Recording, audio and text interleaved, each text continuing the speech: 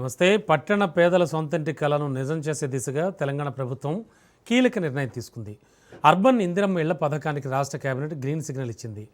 తొలి విడతలో 1,00,000 ఇళ్ల నిర్మాణానికి ఆమోదం లభించగా క్యూర్ పరిధిలోని 24 నియోజకవర్గాల్లో ఈ ప్రాజెక్టు అమలు కానుంది.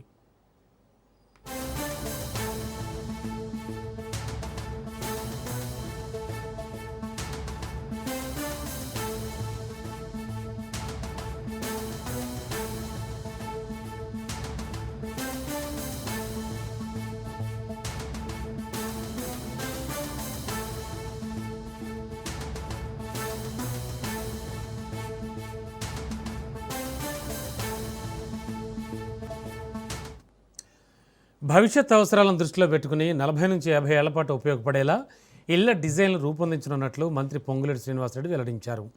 డ్రైనేజీ, పార్కింగ్, షాపింగ్ సదుపాయాలకు ప్రత్యేక ప్రాధాన్యం ఇవ్వనున్న ప్రభుత్వం అవసరమైతే 10 అంతస్తుల భవనాల నిర్మాణానికి కూడా సిద్ధమవుతోంది.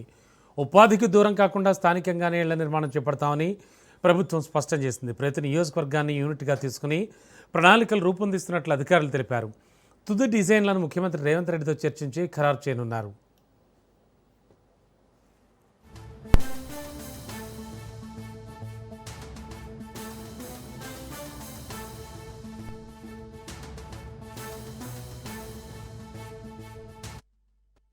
దేశానికే ఆదర్శంగా నిలిచేలా అర్బన్ హౌసింగ్ మోడల్ను తీసుకురావడమే లక్ష్యమని ప్రభుత్వం చెబుతోంది. పట్టణ పేదలకు గౌరవప్రదమైన జీవనం, సొంతింటి భద్రత కల్పించడమే ప్రభుత్వ సంకల్పమని మంత్రి పేర్కొన్నారు.